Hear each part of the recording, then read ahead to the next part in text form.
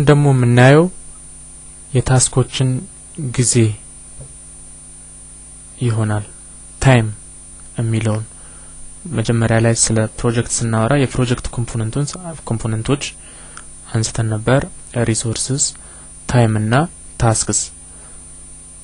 ስለዚህ ስለ ታይም እናወራለን ማለት ነው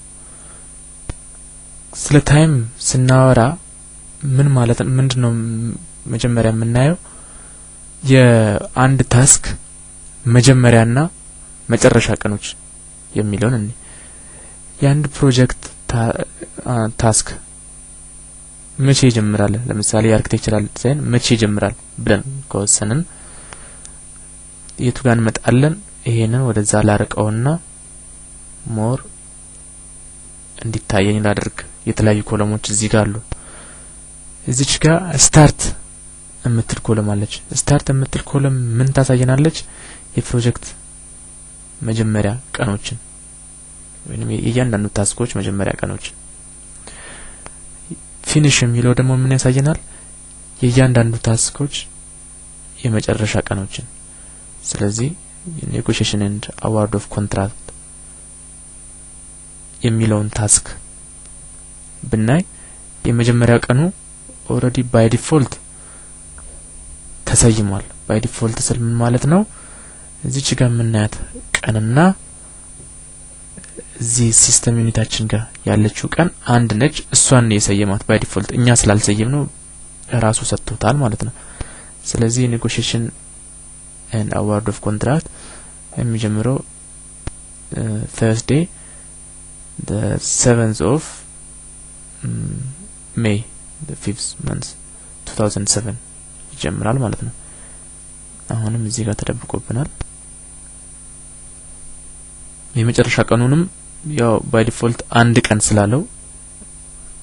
የመጨረሻ ቀኑንም ያን ቀን አድርጎታል ስለዚህ አሁን እስቲ የራሳችንን ታይም እንስጠው የአርኪቴክቸራል ዲዛይንን የመጀመሪያ ቀን እንስጥ እዚህ ጋር ክሊክ እናደርግና እቺ ወደታችን የምታሳየው ቀስት ስንነካ ቀኑ የመጀመሪያ already የሰጠው ቀን መጥቶልናል እኛ ግን Thursday ሳይሆን ለምሳሌ ይሄንን ቀን በመንዴይ ከአራት ቀን በኋላ ማለት ነው መንዴይ አሳይን እናደርግ ለምሳሌ already ይሄንን ቀየረን ማለት ነው እዚህ ጋር ባሮ ላይ እንደሚታየው እዚህ ጋር የነበረችው እዚህ ጋር መጣች የመጨረሻ ቀኑ ደግሞ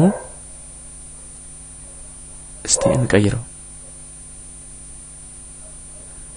የመጨረሻ ቀኑን ደግሞ እስቲ Tuesday እንበል የመጀመሪያ ቀናችንን Monday the 7th የመጨረሻ ቀናችን Tuesday Monday the 9th የመጨረሻ ቀናችን Tuesday the 10th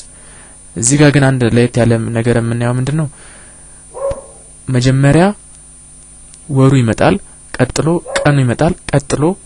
ዓመተ ምህረቱ ይመጣል እዚህ ጋርም ወሩ the 7th month ከዛ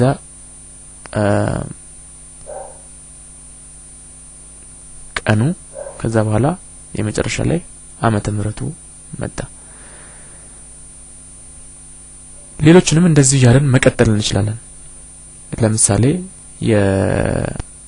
የሳኒታሪን መቼ እናርገው እዚህ ክሊክ አድርገን በ12 ለምሳሌ እናርገው July 12 መጨረሻ ቀኑን ደግሞ በ12 ነበር የሰጠነው ለምሳሌ 19 እናርገው ስለዚህ የሳኒታሪ ዲዛይን ታስክ የመጀመሪያ ቀን መነሻ ቀኑ 12 7 months 07 ሆነ የመጨረሻ ቀኑ ደግሞ 19/7/07 ሆነ ማለት ነው እዚህ ጋር የምናያቸው ነገሮች በሙሉ ቪው ላይ የቻርታችን ላይ ዲያግራማችን ላይ ያሳየናል በዚህ ቀን በ12/7/07 ጀመረ በ19/7/07 ጨረሰ እና እንደሚታየውም ከሌሎቹ ታስኮች የበለጠ ረጅም ሆነ ለምንድነው እነዚህ ባይ ዲፎልት አንድ ቀን ስለተሰጣቸው በዛው ቀን ጀምሮ በዛው ቀን ስለሚያልቁ ነው። ይሄንን ግን የመጀመሪያ ቀኑን በ12 አድርገናል፣ የመጨረሻ ቀኑን በ19 አድርገናል። ሌላኛው ደግሞ እዚህ ጋር እንደሚታየው ዱሬሽን የሚል ወይንም የፕሮጀክቱ የጊዜ እርዝማኔ የሚል አለ። እሱን ደግሞ እንዴት እንደምናስተካክል እናያለን።